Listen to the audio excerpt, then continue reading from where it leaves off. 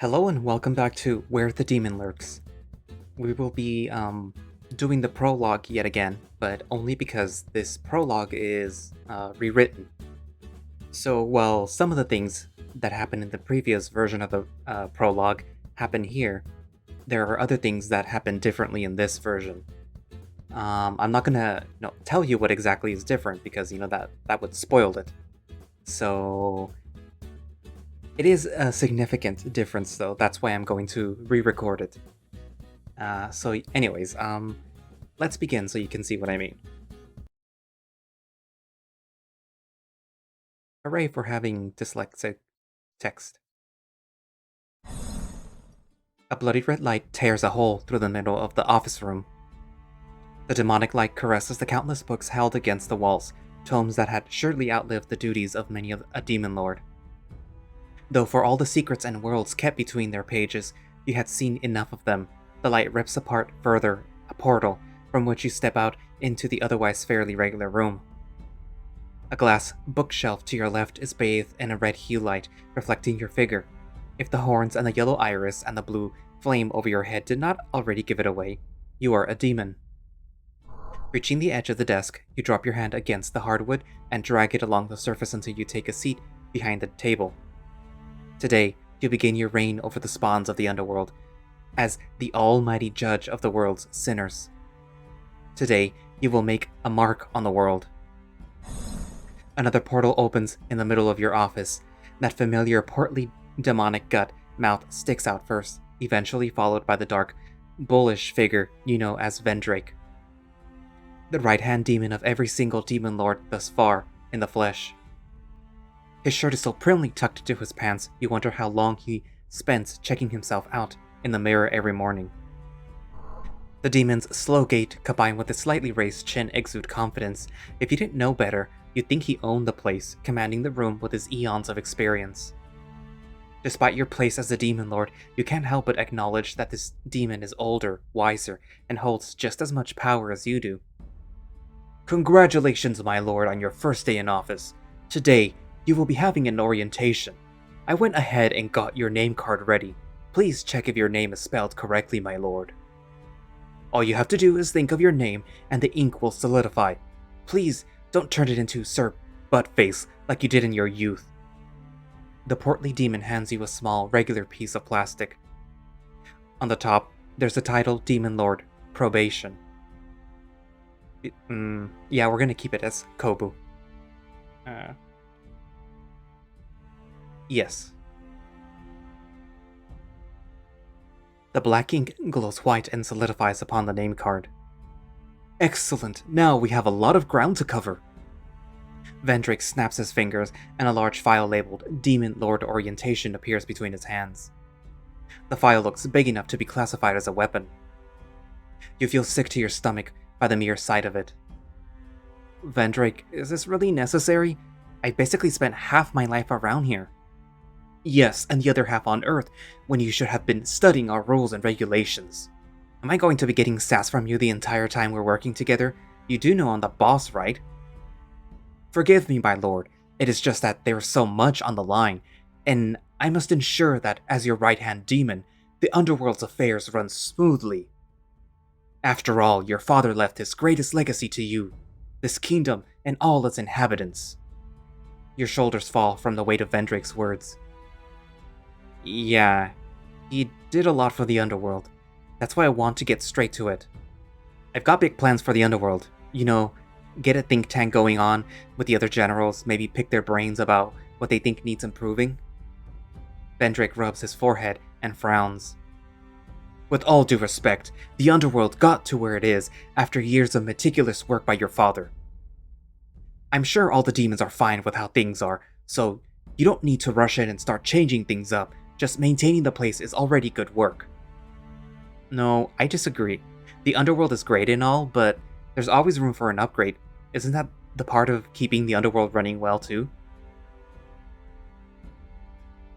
Either way, the other generals are already scheduled to meet you after orientation to give a personal presentation on their job scopes. That sounds so stuffy. It's the way things have been done during your father's time. That's how we orient all our new recruits. Just be glad you get the live presentation and not the pre-recorded ones. I don't want to come off as one of those snooty bosses that hides behind his desk all the time. It will be good to meet the generals in person and show that I'm relatable and approachable. Might I remind you, my lord, this is a workplace, not a social club. And let me remind you who's the one wearing the Demon Lord name tag. Vendrake raises a finger to retaliate, but pulls it back. He frowns slightly, but to you, he's always frowning. Very well. I'll inform them that you'll be visiting, and that they are to explain the full extent of their work. Briefly. Yes, briefly. But please, consider the consequences of your actions, my lord, before you do them. Now, let's begin the orientation.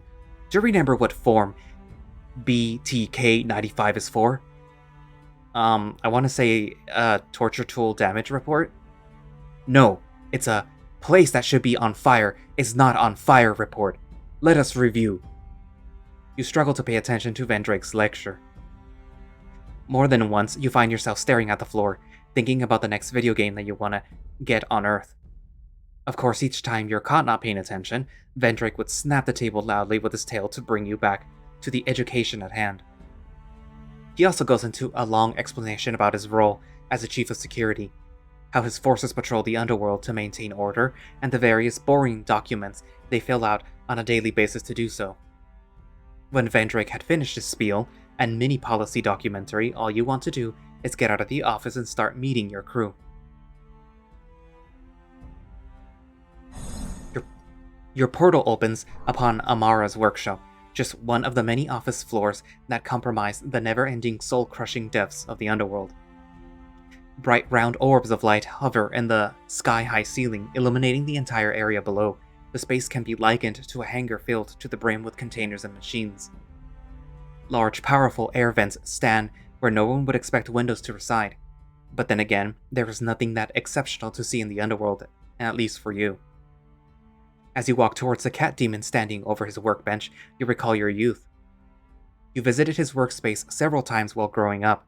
Amare would always give you the newest toys he had created, which regularly ended up with him receiving an earful from your father. When you were older, you learned that the toys were actually experimental weapons.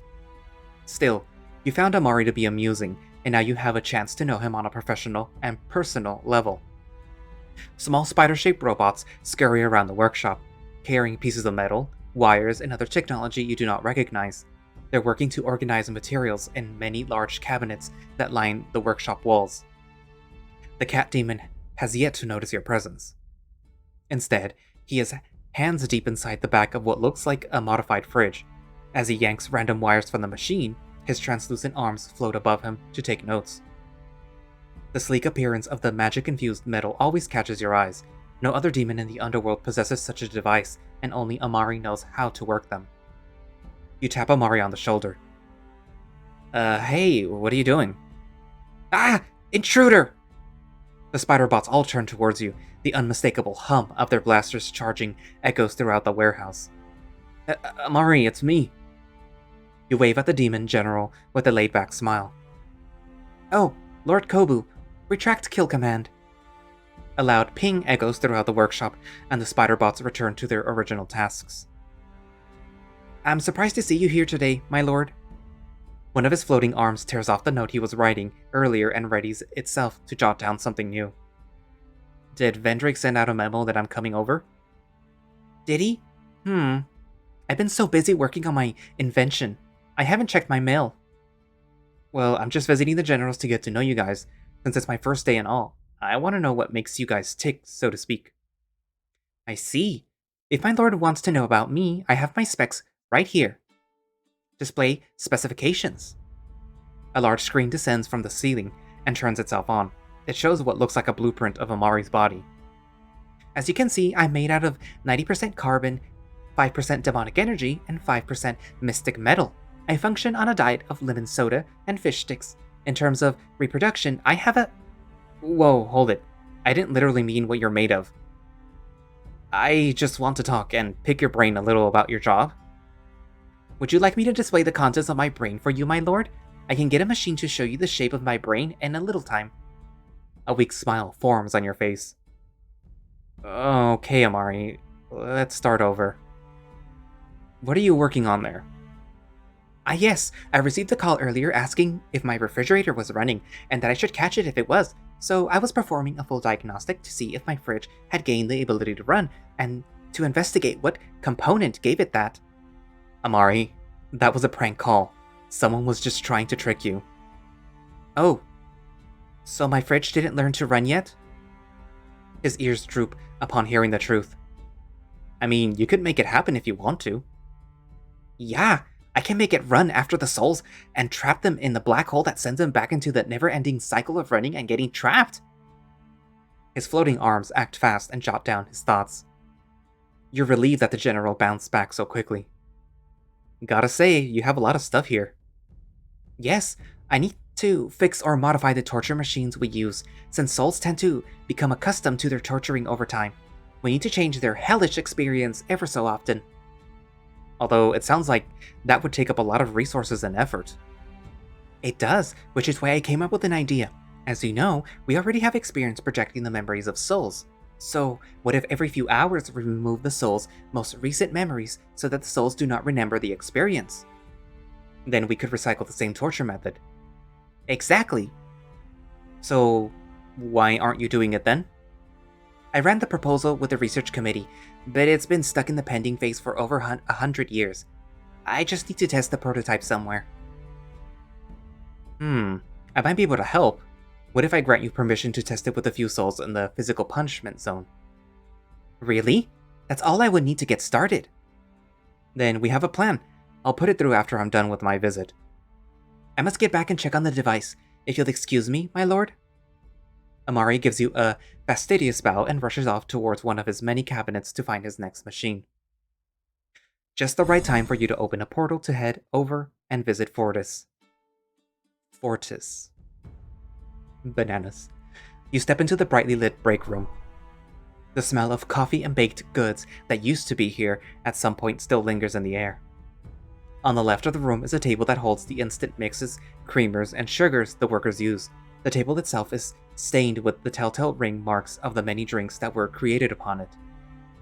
You are drawn to the back by the smell of pepper, that kind that you'd have smelt so often in Fortis's home. Back then, you would train your combat skills with him on the weekends. At the end of a long day, he would make a big feast that incorporated his own blend of signature peppers for you and his giant siblings. You find the Rottweiler demon lounging on a beaten-up looking sofa while squeezing a spring hand grip. Fortis. Hey boss, get over here! Fortis. Volume. Whoops, my bad there, boss. Wait, can I call you boss? Or would you prefer I call you my lord, like everyone else? Either way is fine, Fortis. You don't have to go changing for me just because I got a new job. Heck yeah, boss it is then. Now, that's a title for someone with power. So, what made you want to have this face-to-face meeting? I figured it would be the best way to get off on the right foot while introducing myself to you guys as the new Demon Lord. Well, look at you, being so thoughtful. So, for formality's sake, what do you normally do around here? I know you run the physical torture area, but I bet there's more to it than just that. Heck yeah, there's more to it than just that. I run a team of torture demons. That means coming up with new torture techniques and planning out the work schedule so that my staff can keep busy. We demons may be tough, but wear and tear happens if you keep pushing your team or yourself too hard. Besides, you can't grow muscles without rest. Makes sense. As the second oldest general out of the lot of them, you got any ideas for improving your work? Heck yeah, I recommend we start everyone on a protein-only diet. Come on now, seriously. Then, you gotta keep training! Me? Fortis stomps his foot on the hardwood floor. You can't let a cushy CEO job turn you into a ball of flab! Fortis. Volume. Fortis coughs. Right. Don't think your underlings are loyal to you out of love alone. We're all demons, creatures born from chaos to manage chaos. The reason the demons serve the Demon Lord is because they know he is the strongest there is here. If you start showing weakness, someone's going to get the bright idea that they can take your place. That's why I'm doing this. If I can show that I can make the underworld better, they'll know that I'm just as capable as Pa. You will be. You gotta believe in your mind's muscle. Huh? Just believe! Okay, I believe you. Moving on, maybe you'll be interested in running an idea I have for advertising the underworld to the people on Earth? Like rerunning those old dream ads? Nah, those won't work. People don't take dreams that seriously anymore. I'm thinking of spreading fear about the underworld using the internet. You can do that with the internet? Well, yeah. What do you use it for? Stuff? Does Vendrake know about this? I'll let him know later.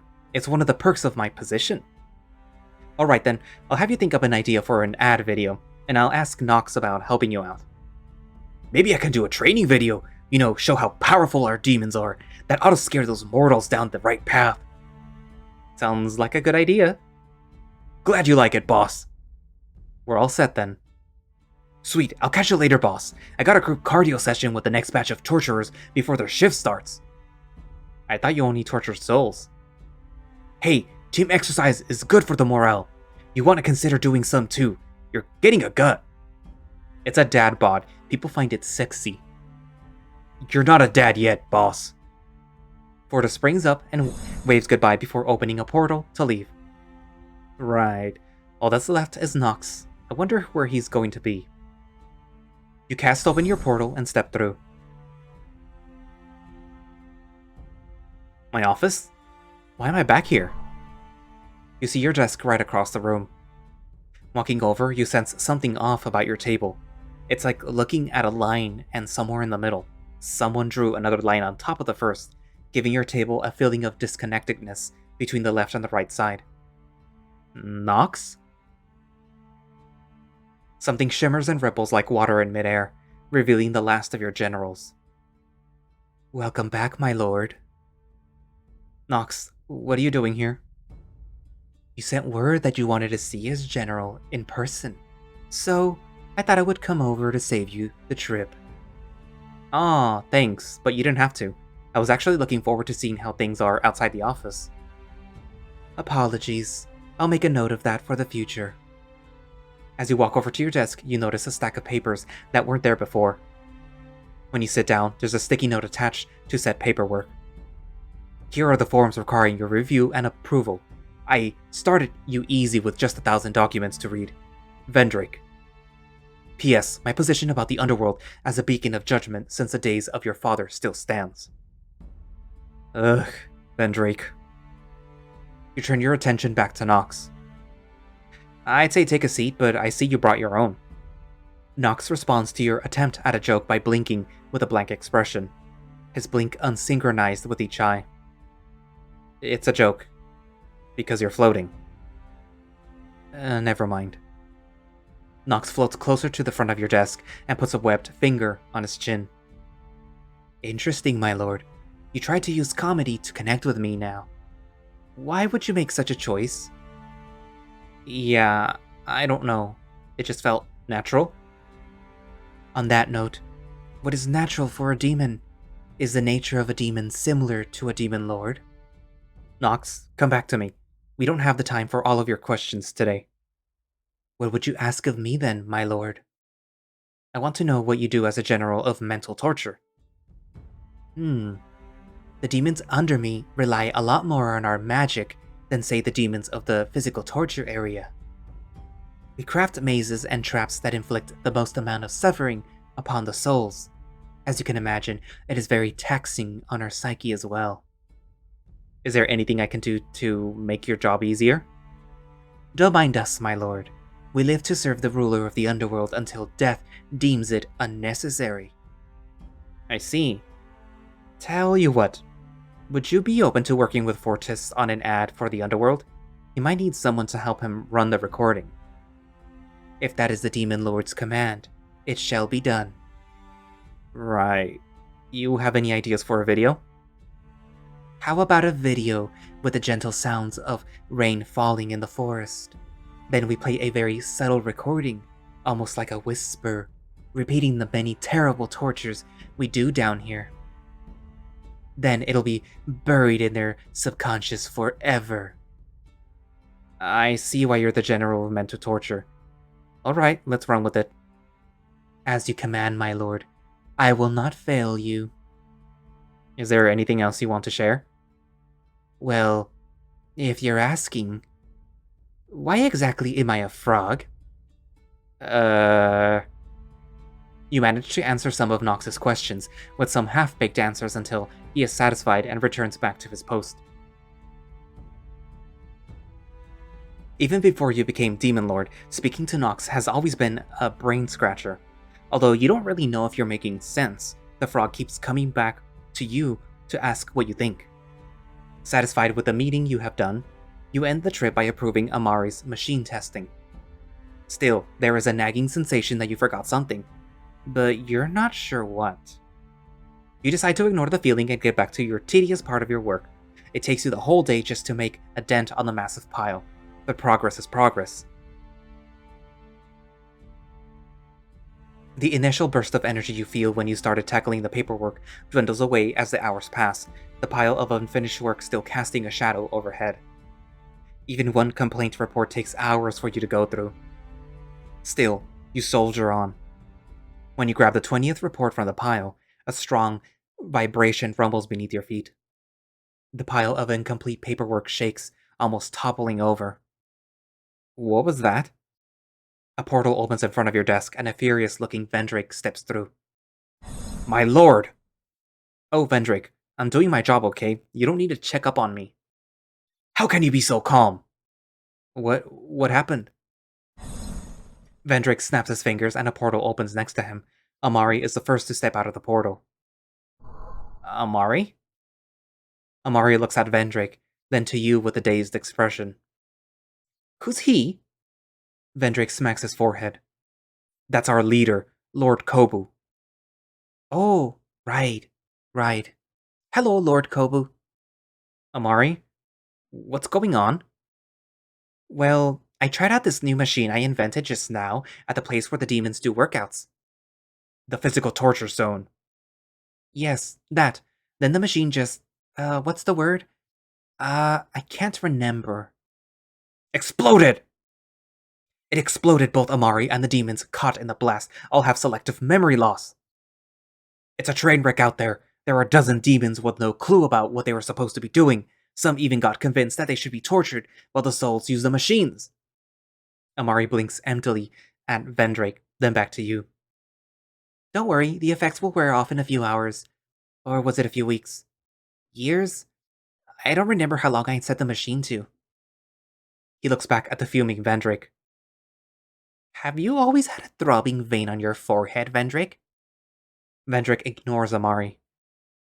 It's utter chaos, and what else do I hear when my men go down to deal with the problem? There's more? Your words struggle to escape your throat as the rising fear holds your linguistic skills hostage. Vendrake snaps his fingers again to summon a new portal. This time, Fortis and Nox appear. The large dog demon is covered in frog-shaped footprints, while Nox has huge bruises all over his small body. What happened to you two? It was a creative dispute on set, boss. He wanted to do his workout idea, but I told him you already approved my review video. No, he approved my idea first, so that takes priority. Quiet. These two were at each other's throat, literally. All the other staff were too busy watching their shenanigans to work. Some of the souls attempted to escape, and now I have demons running about, trying to catch them before they make it to the gates.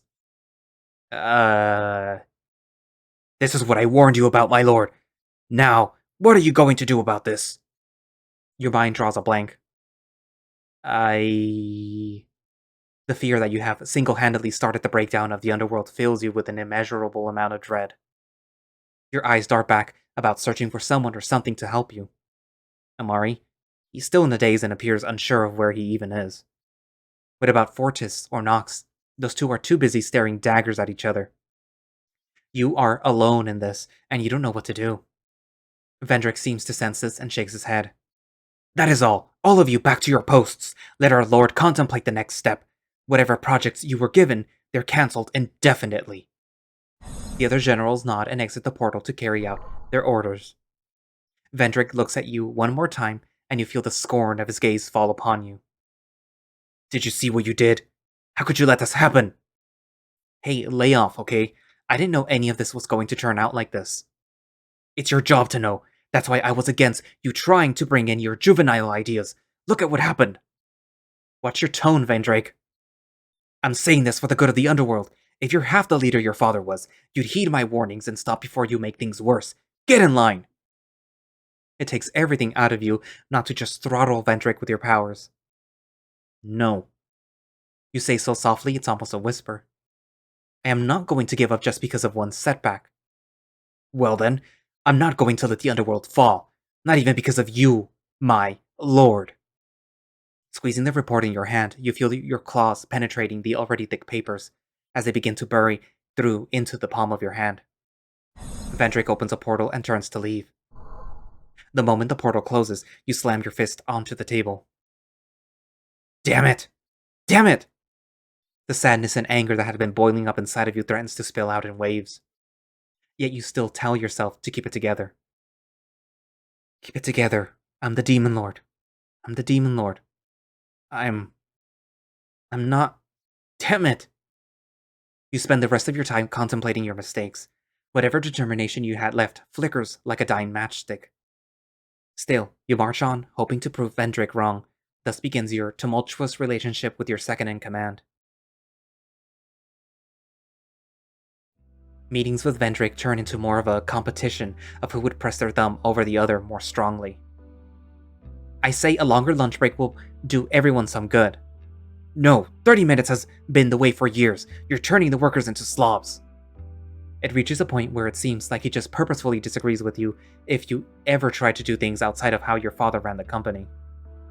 That's not to say your ideas were effective all the time. What's wrong with me approving the proposal for a new vending machine in the mental torture zone? Did you check the list of items that they requested for that machine? One of them is Hypnos chocolate. That thing is going to make half of the staff fall asleep. Oh, crap. Despite the efforts of the other generals to show some compassion for your work, Vendrake's resistance somehow feels overwhelming. Eventually, it becomes harder and harder to try to do anything new. Going to work is more of a drain on your soul. And at some point, you begin to wonder, do you want this job anymore?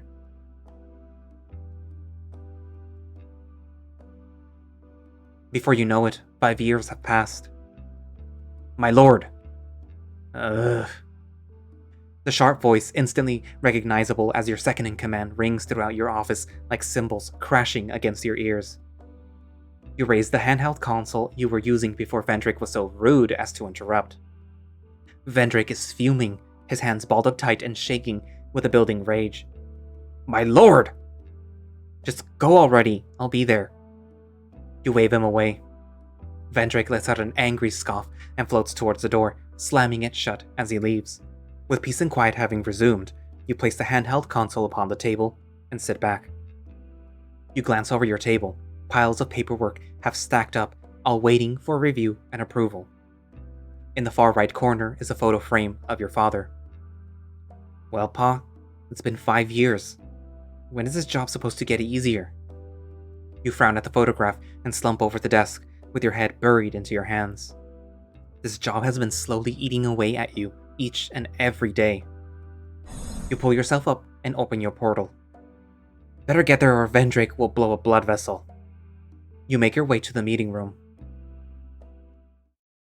A dry mood fills the meeting room despite Vendrake tapping away at the table in frustration. All eyes turn on you as you enter the room.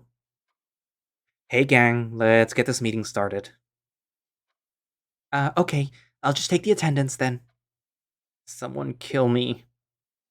Amare, we know who's here. Can we just skip this? Never, my lord. We have to follow procedure. 70% of all successful meetings always start with a proper attendance call. Additionally, we cannot discount the psychological effect of an attendance call to a demon's attention. It releases... Alright, just get on with it. Okay, so I, Amare, General of Technologies and Weaponry, am here. Nox, General of Mental Torture. Here. Fortis, General of Physical Torture. Here! You plug your ears. Fortis, must you shout every time? The loudest is the strongest at roll call. There is also strength in silence. You calling me stupid or telling me to shut up? No, really. Which is it? Pay attention, you two. Yes, let's just finish this. Vendrake, Chief of Security and Second in Command? Present, as always. Last but not least, Lord Kobu, ruler of the underworld and judge of all mortal souls. Here. On the inside, you roll your eyes as your body nods towards the multi-limbed general. Amare then proceeds to read the previous meeting's minutes. The minutes reading goes on for a good half hour. Amare lists the decisions made last time, such as adding more lava to the lava pit so that souls attempting to cross them get burnt easier, Amare's request for new tools for his workshop, and the rejection of Nox's request for a torture massage chair. Every general is listening intently to what Amare is reading. And that's it. Does everyone accept the minutes? I do! I still want to revisit my massage chair proposal, but I accept. I accept, my lord. Yes, let's carry on. Onward with today's agenda. First of all, we lost 24 new souls last Friday. Reports indicate a few physical torture demons were drunk on the job. This is a disgrace. Never in thousands of years have we ever lost souls like that. The souls literally walked back to their bodies and came back alive. Relax. We'll get them next time. I made those out-of-shape half-wits squat until their legs turned to ashes. If Fortis has already dealt with the issue, why are we discussing this today? Amare's eyes dart between Nox and Fortis, as if to force them to speak. He then looks at you and smiles nervously. Well, my lord, the demons were interrogated. They said that they believed it was okay to drink on the job because they saw... Amare taps his fingers on his notepad. They saw you! Vendrake is standing up and pointing accusingly at you. They saw you drinking in the bar when you were supposed to be working! A chill runs through the meeting room as the others in the room avert their gaze.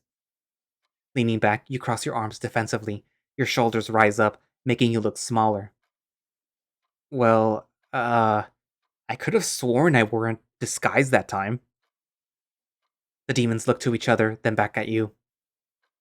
Boss, it's not that you can't go drinking, but it might be best to avoid doing so during the working hours. You set an example, whether you realize it or not. Oh, what? There's no way anyone really cares. I saw one of my underlings wearing a colorful floral shirt and sandals while torturing a soul. Good for comfort, but totally ineffective for mentally torturing a soul. I had to burn it to set an example for the others. Show them how to do their jobs. You mean you burnt the clothes, or the demon? Both. The Frog General yawns. He too appears to have lost interest in the meeting after saying his piece. But with Nox, it's always hard to tell.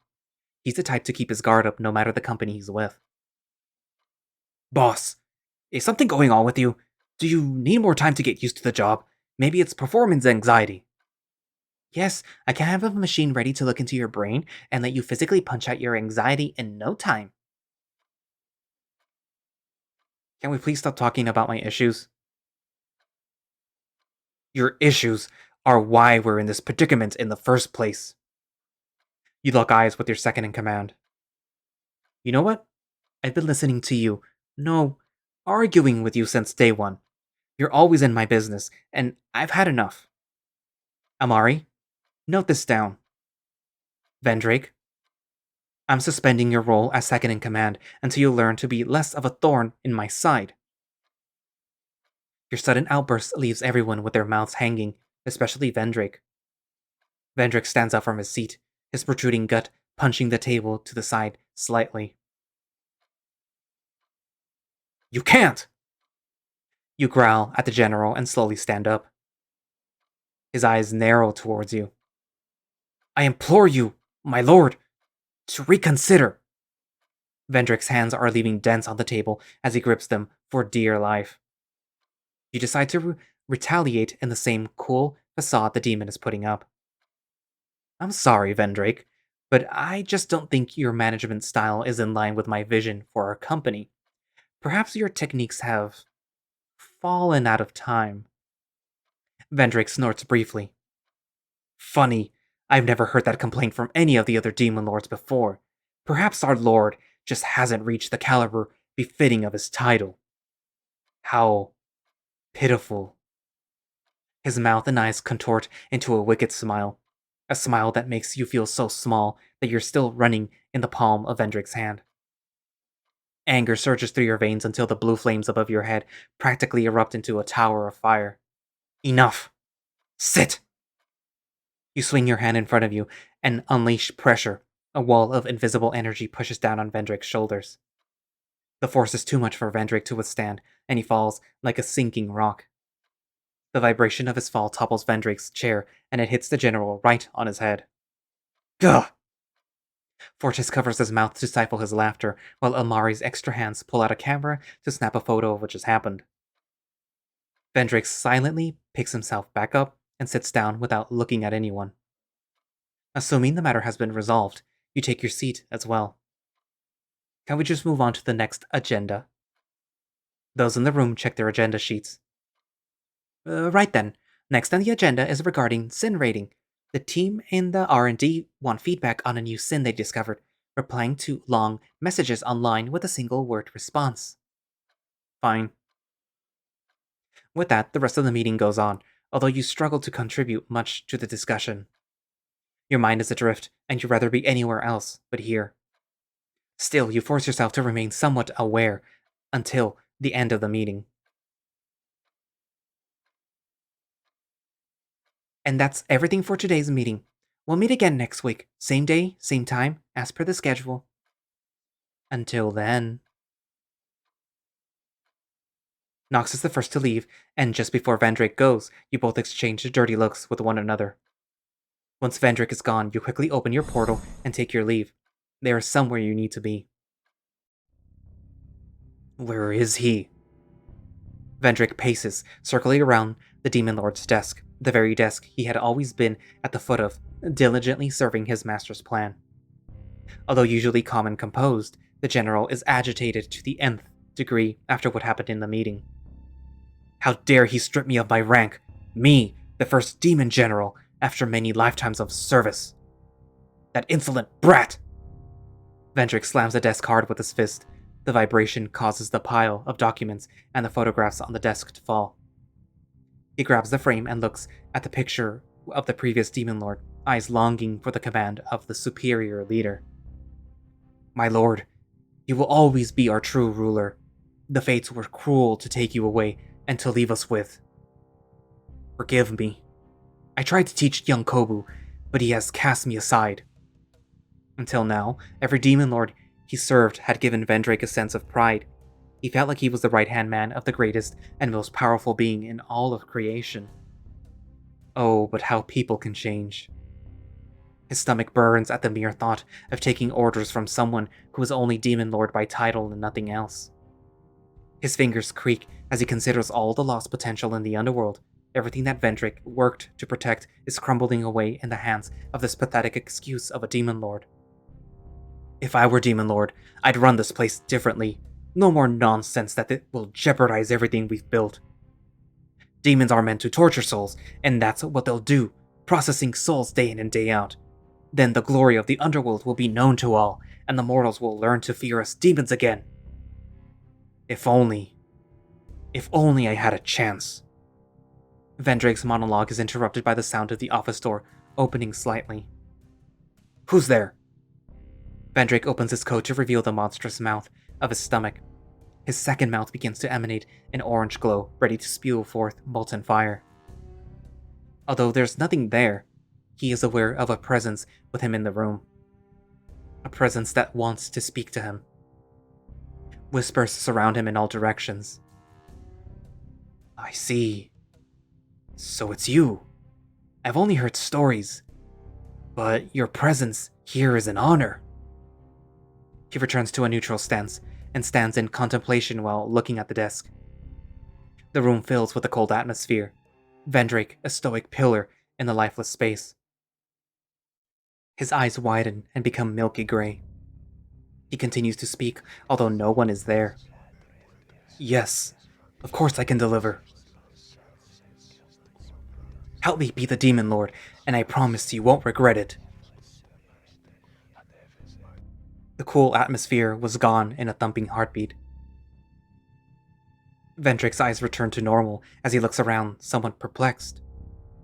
His memory of the past minute is a bit foggy, but he feels a strange confidence in himself. Confidence and a sudden stroke of brilliance.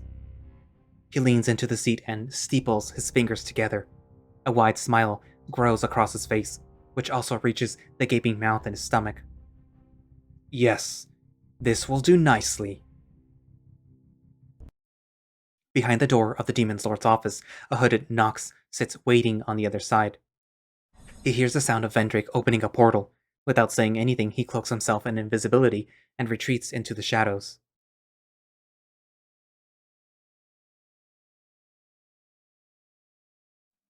You stand in silence on a riverbank illuminated only by an artificial light floating in the sky. As far as the eye can see, there's only gravel beneath your feet, and the dark river before you leading deeper into the darkness of the underworld. This is a special floor. You call it the last floor, a misnomer as there is no last floor in the underworld. Instead, it is the final resting place of all demon lords. It was here that you attended your father's funeral. You listen to the murmur of the running river water and remember the day you held onto the boat that your father's body was placed in. Pa, I don't know if you can hear me, but I've been messing up pretty badly. Your heart aches as thoughts about how you haven't changed one bit from that weak little demon that stood by these riverbanks before. I really wish you were here, Pa. I don't know what to do anymore. I'm really wondering if I will be the first demon lord ever to quit. If that's even possible. You hear the sound of a portal opening behind you.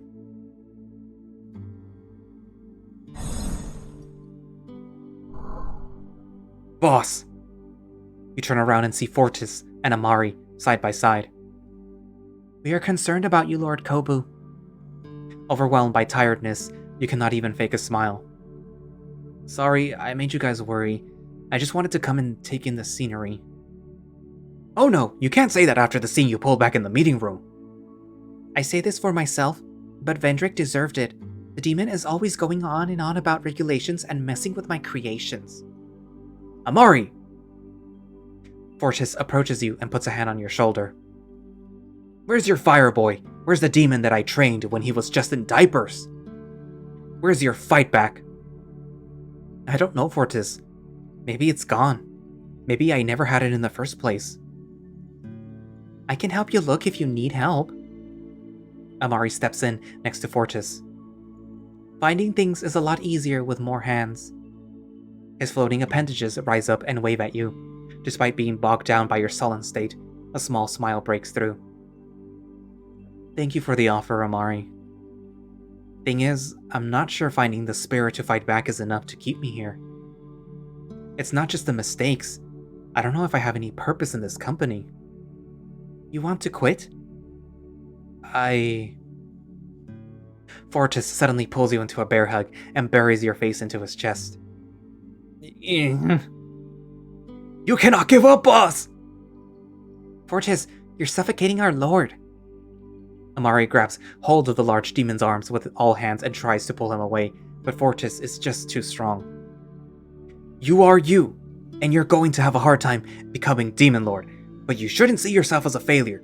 You just need to keep trying, and you'll get it somehow. Fortis frees you from his hug, and you pull your head out with a loud gasp. Man, your cologne is strong. Cologne? I don't wear cologne. You take a few short breaths before continuing to speak. Fortis, Amare, thanks for worrying about me. I think I have to think long and hard about this. We are here for you, my lord. Yeah, give it some time. At least you're willing to think about it. You sigh but maintain a small, hopeful smile, knowing that your allies do care about you. What do you say we go back to my office and just play a round of go-kart racing with some drinks? I'm game. I'll beat all your butts. Not if I get the blue star first. You open a portal and the three of you head for the office.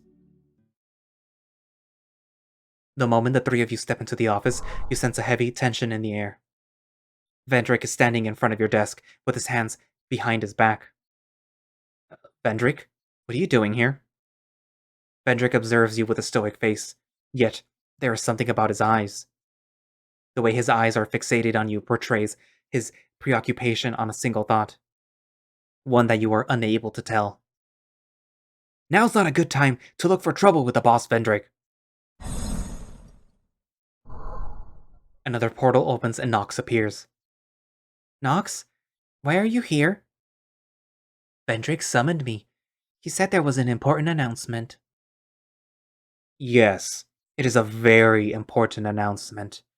And I wanted everyone to be here. From behind his back, he pulls a short scepter, its length made from solid gold. An enchanting blood-red ruby sits at the top, clenched within Vendrake's demonic claws. Vendrake's eyes glow a haunting yellow, and a strange surge of power cackles through the air, originating from Vendrake's scepter. Vendrake, where did you get those? Yeah, quit fooling around with your toys and give the boss his office back. I don't think so. That babbling slacker has wasted the underworld's time and will tarnish the title of the Demon Lord no more. Vendrake, you don't want to do this. Vendrake points the blue sphere at you, and a bolt of lightning fires forth, the blast moving with such speeds you have no time to move. It hits you square on the chest, sending you flying back. You slam against the bookshelves behind you, gasping as the force knocks the breath out of you. Treason! The imposing demon rushes for the second in command. Vendrake sees their approach coming, taking a bag of coal he keeps on his belt and throwing it into the gaping mouth that's part of his stomach. Useless! The demon's stomach opens up its hatch, and a bright fireball fires from the abyss of his belly, hitting Fortis straight on. Fortis staggers backwards and falls to his knees. What? He was never that strong before! Fortis clutches his stomach in pain. A bright pool of blood forms around him. You struggle to pull yourself up. Through blurred eyes, you see Fortis injured. Fortis! Whatever happened to Vendrake is no joke. Even the physically strongest of the generals couldn't stand up from that attack. You fight through the stabbing pain coming from where the blast hit you on your chest and manage to stand up. Amare, looking confused, pulls out his gun at the second in command. Enough of this, Vendrake! Go ahead and try. You don't understand the power I wield. As long as I have the scepter, I am as powerful as any demon lord. Just shut the fuck up. I'm the demon lord. You said so yourself plenty. You extend your hand to impart pressure upon Vendrake. But only a weak wall of energy falls upon him. Its force is no stronger than a regular mortal trying to hold Vendrake down. What? My powers! Vendrake easily breaks free of your pressure with a wave of his scepter. Huh, guess an old war relic isn't so effective after a few thousand years. No matter. You're no more powerful than a mere hatchling now. Vendrake looks on with a malicious smile. You don't seem pleased. You should be glad. Amare fires a shot from his gun, but Vendrake quickly knocks the shot to the ground by spinning his scepter. Fool! Ah!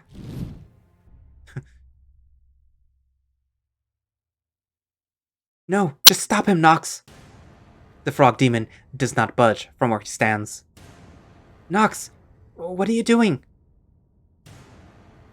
He backs away and casts barrier on the other two generals, effectively sealing them away from battle. No! Good. You see, Nox knows when he sees a real leader. Now for you! With his free hand, he points at you. Lifting his scepter high in the air, he begins to charge a bright green ball of energy. Vendrake steps forward, closing the gap between the two of you, the end of your own short-lived reign and life encroaching further. Run, my lord! But you can't run. Your legs feel like sandbags. You don't have the strength to move them. For too long, you've treated me like crap. After the thousands of years of service I gave every demon lord, It ends here. Today marks the age of my reckoning. He leans in, closer towards you. Your time is over, Kobu. No one's going to save you, especially not them. If you're going to kill me, save me the boring monologue. Even with death stares you down, you still want the easy way out. Before I give you death, I'll make sure to beat it into you how much of a failure of a demon you are. He waves his scepter, and your body flies like a ragdoll across the room, smashing through the bookshelves. Vendrake tosses you into the air again, firing a blast of green energy at you. You scream in agony as you feel your entire body is set on fire. Vendrake walks over to you, ready to plunge the sharp end of his scepter through your head. Die, Kobu! You feel time slow as Vendrake's attack nears you. Mustering whatever power you have left, you desperately try to open a portal beneath you. It does not matter where, you just need to get away. An intense heat emanates from the palm of your right hand. You yowl as you feel though the heat is consuming your entire right hand. A blue portal opens and you fall through. Vendrake's scepter misses you and smashes the spot your head was lying on. No! The next thing you know, you're lying face first in the middle of a street shrouded by darkness. You let out a forced breath of air. With a shaking hand, you try to conjure up a portal, but nothing happens. Fuck you. Fuck you, Vendrake. You collapse to the ground as your vision succumbs to the darkness. 2 years have passed since that day.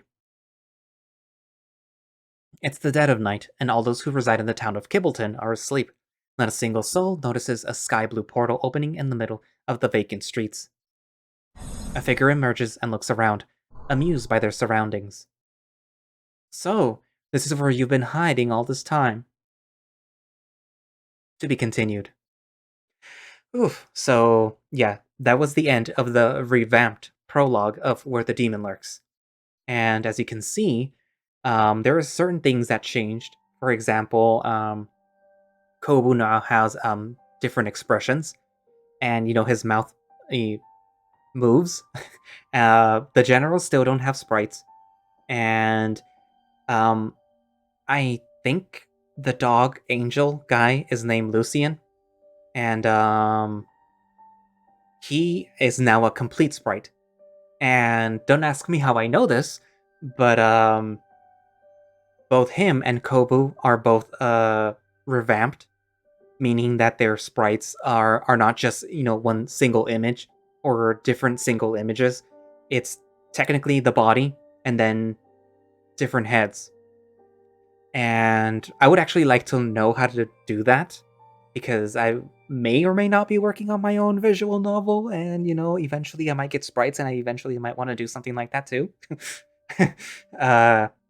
So maybe I might ask how they did that. But anyways, back to the story. Yeah. So this changed from the previous prologue version, in which Kobu was basically uninterested in the job. In this one, he actually wanted to, do good at the job, even though he he didn't fail at it. He just didn't receive the support from his second in command, who should have been, behind him and saying oh, well, it didn't work this way. How about we try it this way, instead of, saying, you can't just do it. Don't do it. No, bad you. Omar Alvarado. That's my friend's name. Anyways, yeah. What was I saying? Oh yeah. So technically Kobu's failure isn't entirely on him. It's also on Vendrake. But yeah. Poor Kobu. Hopefully when the next update, when the story, starts for real. Oh yeah. This is what I wanted to happen. Hopefully when the story starts for real and we see Kobu in his new job as a, as a what's it called? As a convenience store clerk, as it appears, things go better for him. It's a poor cute lion. I like his overall design, sort of stocky, the hair, the eyes, the horns. But I might have a bias with the whole black sclera, like bright yellow eye thing.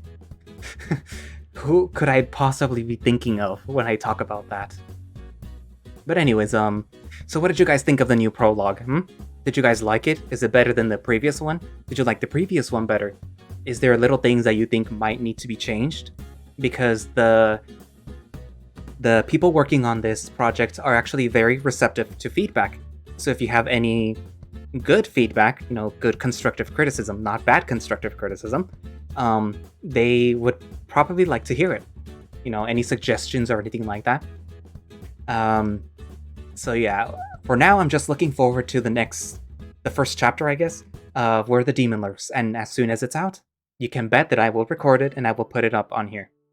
So anyways, thank you all for watching / listening. If you would like to play Where the Demon Lurks, you can find it over on itch.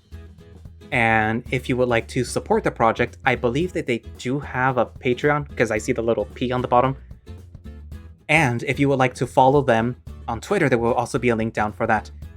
And there is also a Discord where you can follow them, and it's a new Discord, so, it's barely starting up, but, you can probably get some quicker answers or maybe talk with the devs there and stuff like that. So yeah, I'm on like all the Discords of all the visual novels that I do that have a Discord. I'm there lurking, so you might be able to find me there. But yeah, anyways, it's Yin Dad, if you were curious. Once again, Yin Dad. Anyways, but yeah, I guess I will see you guys in the next episode. Bye-bye.